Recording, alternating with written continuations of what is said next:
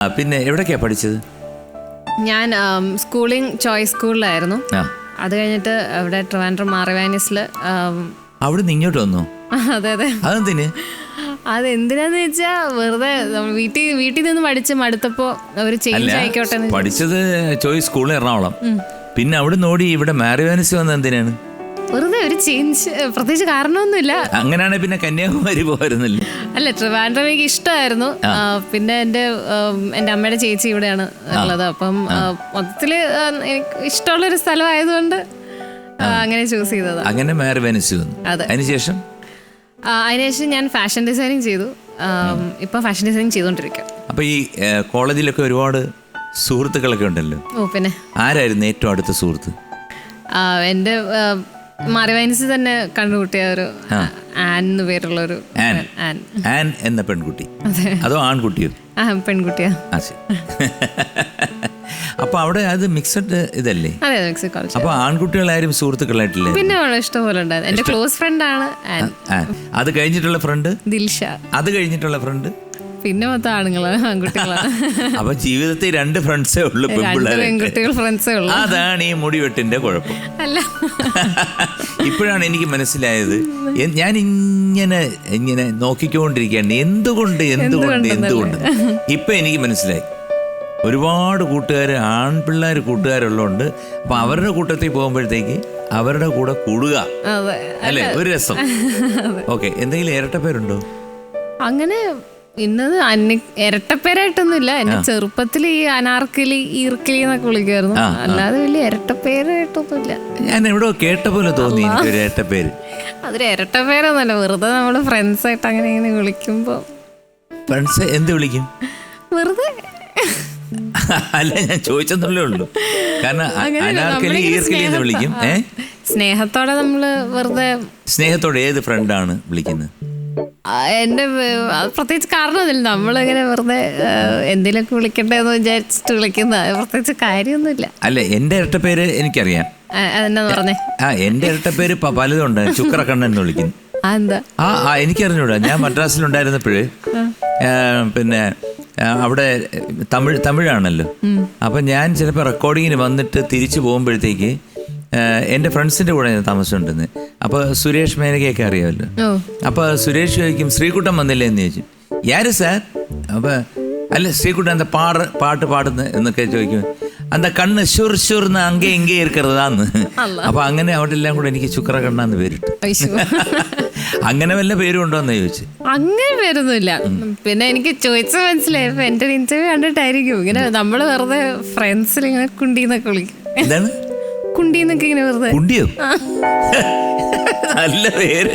അല്ല, അതങ്ങനെ ലിറ്ററലി മീൻ ചെയ്തിട്ട് വിളിക്കുന്നത്. അല്ല, അത് എന്തുകൊണ്ടാണ് അങ്ങനെ ഈ പേര് വന്നേ? നമ്മൾ ആക്ച്വലി ഇങ്ങനെ ഒരു സ്നേഹത്തോടെ. ഞാൻ ഒരു സിനിമയിൽ കിണ്ടിന്ന് കേട്ടുണ്ട്.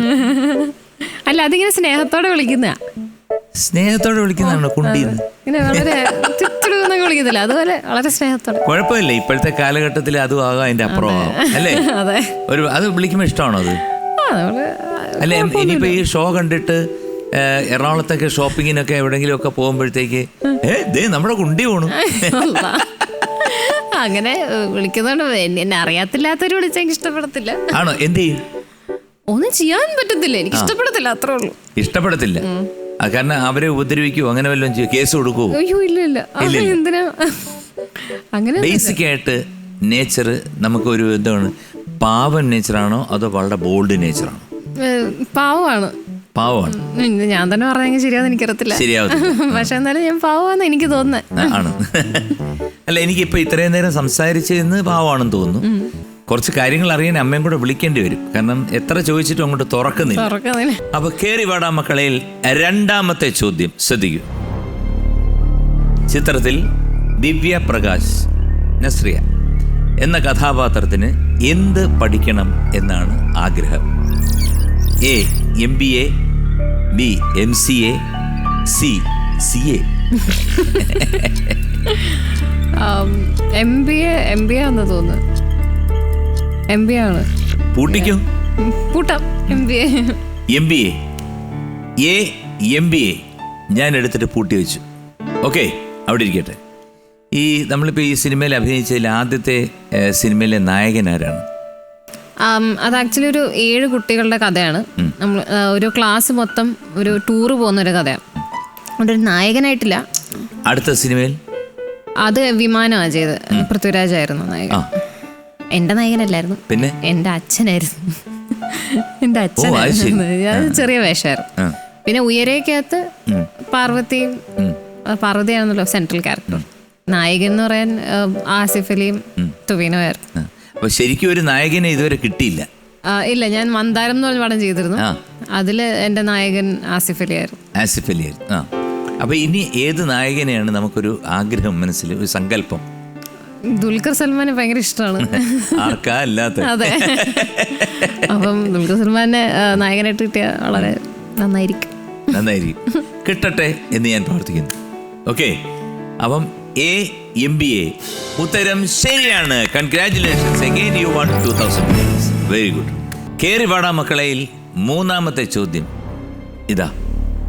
ഒരു വീഡിയോ കാണാം.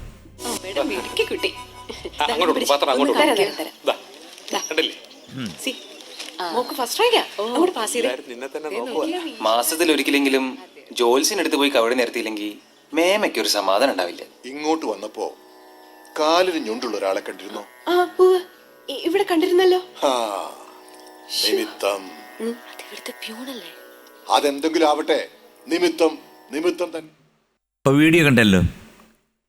ചോദ്യം: ഈ രംഗത്തിൽ ജൂനിയർ ആർട്ടിസ്റ്റായി വന്ന് ഇപ്പോൾ ശ്രദ്ധിക്കപ്പെടുന്ന വേഷങ്ങളിൽ അഭിനയിക്കുന്ന താരം ആരാണ്? A. മഞ്ജുവാണി, B. Praveena, C. Baby. ആ വീഡിയോക്കകത്ത് കണ്ടാണ്. മഞ്ജുവാണി എനിക്കറിയത്തില്ല. പ്രവീണ എന്തായാലും ജൂനിയർ ആർട്ടിസ്റ്റ് അല്ല. എന്തായാലും ബേബി ആയിരിക്കും. ബേബി ആയിരിക്കും. അപ്പോൾ C. ബേബിയെ ഞാൻ എടുത്തിട്ട് പൂട്ടുന്നു. ഓക്കെ, അപ്പോൾ C. ബേബി ഉത്തരം ശരിയാണ്. Congratulations again, you want 2000 rupees. Very good.